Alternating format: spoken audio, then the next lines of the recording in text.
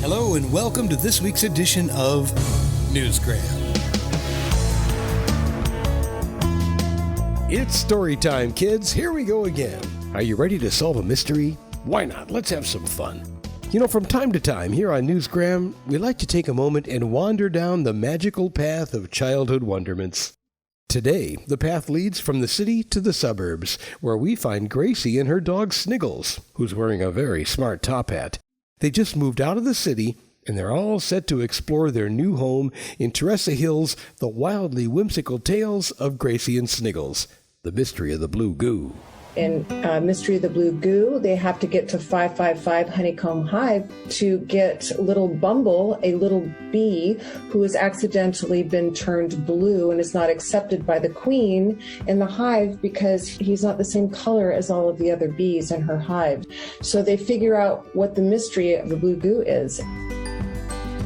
That's Teressa, and she has created Gracie, Sniggles, and all the other friends that they make in their new home. There's a crow named Bob, Lucy the pink cat, Ziggy the squirrel, and of course, Bumble the little bee, who has somehow been painted blue by Mr. Finkelstein.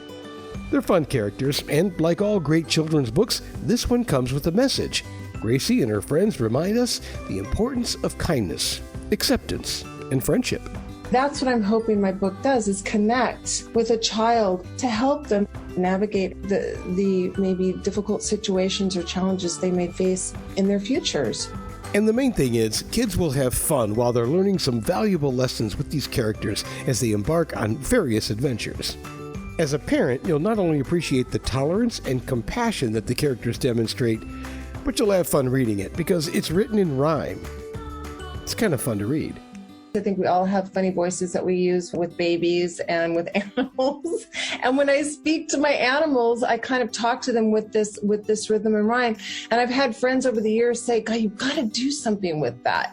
And I come up with little nicknames and things as such. And I think that that's where it all kind of got started. To give you an example, here she is reading a segment from one of Gracie and Sniggles' different adventures. This is a Halloween adventure called Boo Hoo, where Halloween has just been canceled. What to do? Sully the snail delivered the mail, and in it was a note from Annie McFanny telling of the bad news. Well, you remember Mr. Finkelstein. He was the guy that inadvertently painted Bumble blue in the previous adventure. Well, it turns out he's a pretty smart guy. So the gang, along with their new friend Boo Montague, a fearful little ghost, set out to find out why Halloween has been canceled. So they go over to Mr. Finkelstein's house. Gracie pulled the rope that opened the gate, and they all walked in, except Boo, who cautiously drifted behind. Mr. Finkelstein was unaware that they were there. He was busy making something utterly, unbelievably fantastical. Clickety-clack, whippity-womp, tickety-tap, ting! Mr. Finkelstein, we're in a bit of a pickle, Gracie called out. I wish I had a nickel every time somebody was in a pickle. What can I do to help you? Mr. Finkelstein inquired.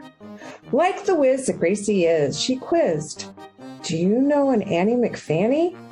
With a smile, he replied, I haven't heard that name since the last harvest moon 13 years ago.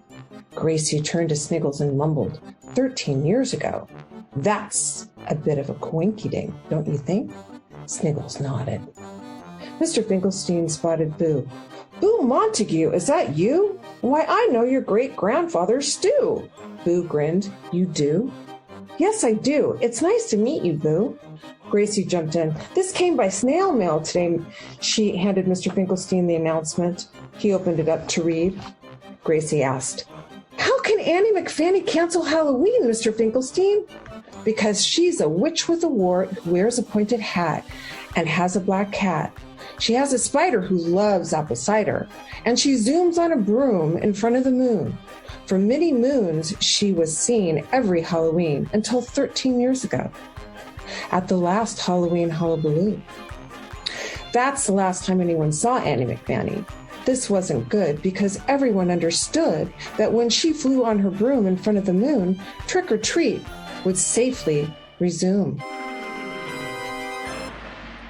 So there you go. You can solve the mystery of the Blue Goo and then head on down to Scaredy Pants Path. It's over there by Fairy's Forest.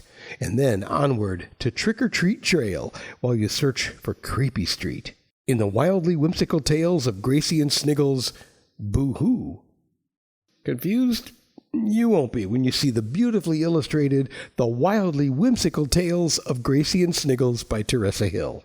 As an advocate for children and for animals, I do give to charities with my royalties that I receive from my books. 100% of my royalties from The Mystery of the Blue Goo go to St. Jude's Children's Hospital. Another great reason to add this one to your collection.